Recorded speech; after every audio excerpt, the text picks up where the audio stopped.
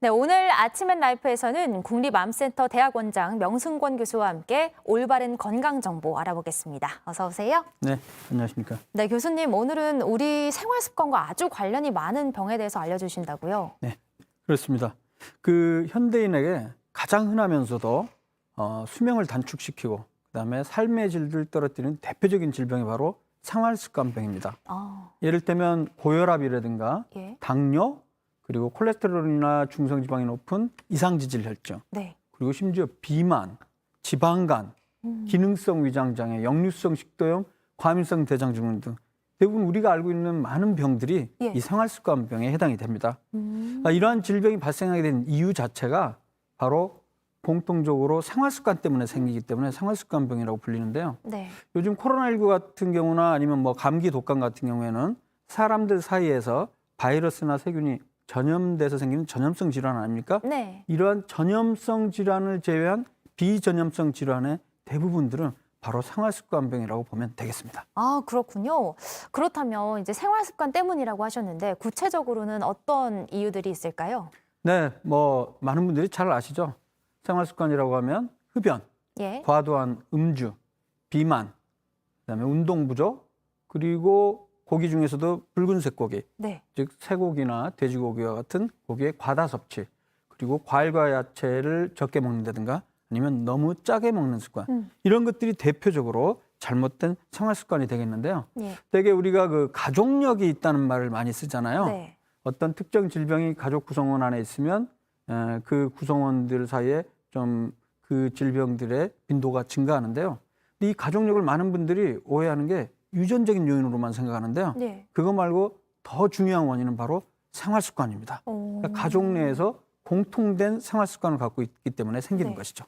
교수님, 그럼 그 전염성 질환을 뺀 질병들이라고 하셨는데 네. 암 같은 것도 생활 습관 질환이라고 할 수 있어요? 네, 그렇습니다. 암의 경우에도 지금까지 밝혀진 원인들을 보면 유전적인 요인이 5% 내외밖에 되지 않아요. 그래요? 물론 뭐 대장암 같은 경우에 뭐 10%까지도 발견되고 뭐 유방암도 그렇게 보고가 되고 있지만 지금까지 우리가 알고 있는 암의 원인의 대부분의 원인은 아까 말씀드렸던 흡연, 과도한 음주, 비만, 운동 부족 이런 여러 가지 생활 습관 때문에 생기는 것으로 알려졌어요.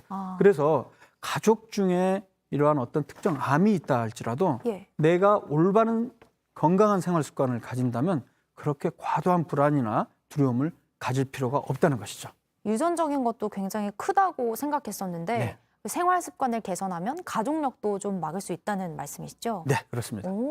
그런데 이 고혈압이나 당뇨 이런 경우에는 뭐 생활 습관을 그냥 고치는 것만으로 되는 게 아니라 약을 먹어야 하지 않나요? 네, 그렇습니다. 사실 고혈압, 당뇨, 이상지질혈증 진단 받으신 분들의 상당수의 대부분의 분들이 사실 약을 먹고 있습니다. 네. 하지만 이러한 고혈압, 당뇨, 이상지질혈증과 같은 생활습관병은 말 그대로 원인이 생활습관이기 때문에 예방도 생활습관을 잘 가지면 예방이 될 수 있고요. 또 그러한 질병이 진단되었다고 할지라도 네. 최소한 3 내지 6개월 정도 올바른 생활습관 개선을 시도를 하면요.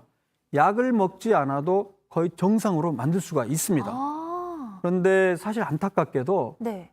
많은 뭐 적지 않은 의사들이 환자분들 이런 질병을 진단하고 나서 충분한 3 내지 6개월간의 생활습관 개선을 거치지 않고 보통 뭐 몇 주나 한 달 이내에 약을 처방하는 경우가 많아서 네. 많은 분들이 약을 먹고 있는데요.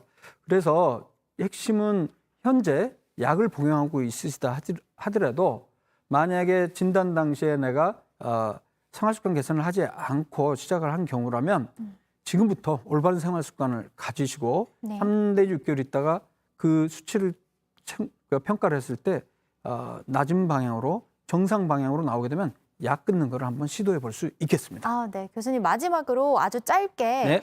그런 고지혈증이나 당뇨 같은 경우에 약을 먹기 시작하면 평생 먹어야 하는지 이것도 한 번만 부탁드릴게요. 네, 결론을 말씀드리면 반만 맞는 말입니다. 현재 사실 이 조절을 하기 위해서는 이 약을 먹을 때만 떨어지거든요. 네. 그렇기 때문에 계속 약을 먹어야 되는데 만약에 내가 올바른 생활 습관 개선을 시도를 해서 네. 담배도 끊고 술도 좀 줄이고 표준체중으로 만들 수 있다면 약을 지금까지 먹었다 할지라도 약을 충분히 끊을 수 있기 때문에요. 주치의와 상담을 통해서 약 끊는 거를 한번 시도해 보시기 바랍니다. 네, 여기까지 듣겠습니다. 봉승경 교수님 감사합니다. 감사합니다.